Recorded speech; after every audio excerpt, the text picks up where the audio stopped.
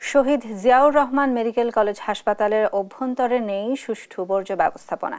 বিস্তারিত নিয়ে জানাতে বগুড়া থেকে সরাসরি যুক্ত হচ্ছেন সহকর্মী সঞ্জু রায়। সঞ্জু, বর্জ্য ব্যবস্থাপনা নিশ্চিতে হাসপাতালের কর্তৃপক্ষ উদ্যোগ নিচ্ছে কিনা বিস্তারিত জানাবেন। সায়না, সাধারণ বর্জ্যের থেকে অনেক বেশি ভয়ঙ্কর কিন্তু মেডিকেল বর্জ্য।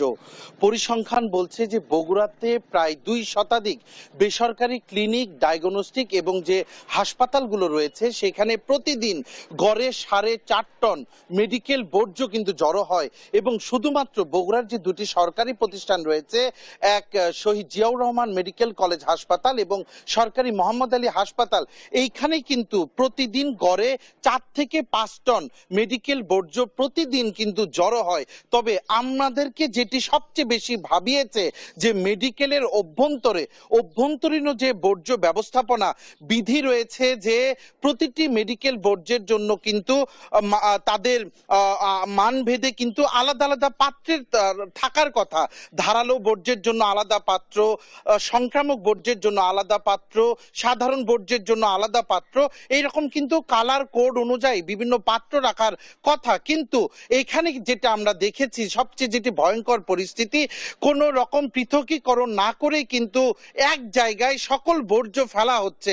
যদিও এই সব কিছুর মাঝে যে কিছুটা হলেও একটু স্বস্তি মেলে বগুড়াবাসীর, তা হলো যে বগুড়ার এই বেসরকারি এবং সরকারি হাসপাতালগুলোর যে মেডিকেল বর্জ্য, তা কিন্তু সুদীর্ঘ বছর থেকে বেসরকারি একটি উন্নয়ন সংস্থা স্বপ্ন, তারা কিন্তু ব্যবস্থাপনা করছেন। তারা নিজস্ব উদ্যোগে স্থাপন করেছেন বর্জ্য পোড়ানোর যন্ত্র, ইটিপি মেশিন এবং অটোক্লেভ মেশিন। শহরের জয়পুর পাড়ায় এই মেডিকেল বর্জ্যগুলো কিন্তু তারা প্রতিদিন একটি ব্যবস্থাপনায় আনার একটি সংগ্রাম বা লড়াই করে যাচ্ছে এবং তাদেরকে নিয়োগ করেছে স্বাস্থ্যসেবা বিভাগ এবং বগুড়া পৌরসভা। তবে হাসপাতালগুলোর অভ্যন্তরীণ বর্জ্য ব্যবস্থাপনা সঠিকভাবে না থাকার কারণে এতে করে কিন্তু একদিকে যেরকম পরিবেশের ঝুঁকি বাড়ছে, অন্যদিকে কিন্তু এই বর্জ্যগুলো ব্যবস্থাপনাতেও ভোগান্তি পোহাতে হচ্ছে যারা এর সাথে সংশ্লিষ্ট রয়েছে।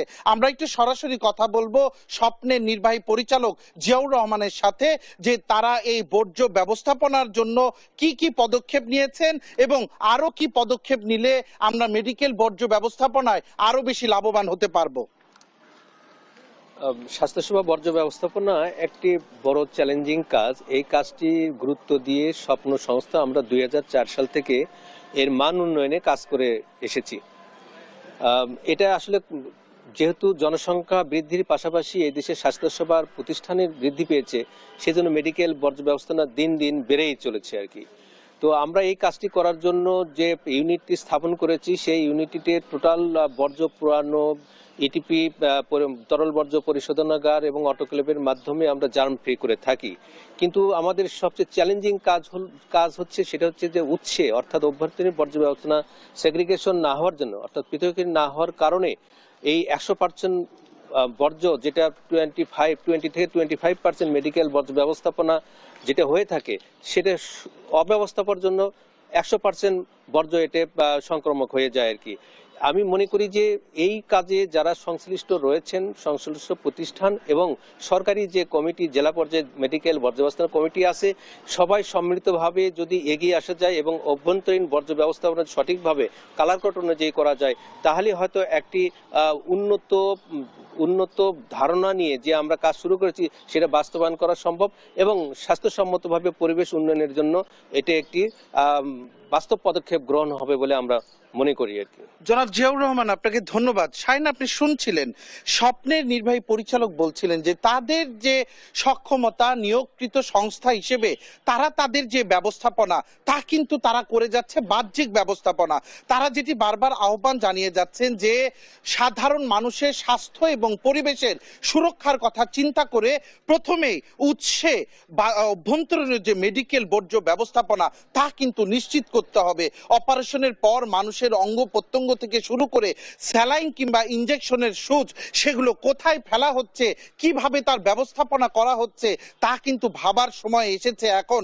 সাধারণ বর্জ্য ব্যবস্থাপনায় যখন করতে সংশ্লিষ্টদের হিমশিম খেতে হয়, তখন সকলের আসলে এক প্রকার আড়ালেই থেকে যায় এই মেডিকেল বর্জ্য ব্যবস্থাপনায় কর্তৃপক্ষ কি উদ্যোগ নিচ্ছে। তবে সকলের প্রত্যাশা দ্রুতই প্রতিটি হাসপাতাল এবং ক্লিনিক কর্তৃপক্ষ তাদের অভ্যন্তরীণ বিস্তীর্ণ বর্জ্য ব্যবস্থাপনা ঠিক করার পাশাপাশি সমন্বিতভাবে এই শহরকে পরিষ্কার রাখবে, সুরক্ষিত করবে এই পরিবেশকে, এটিই প্রত্যাশা। বগুড়া শহীদ জিয়াউর রহমান মেডিকেল কলেজ হাসপাতাল থেকে মেডিকেল বর্জ্য ব্যবস্থাপনা নিয়ে আজকে আমার কাছে এটিই ছিল সর্বশেষ।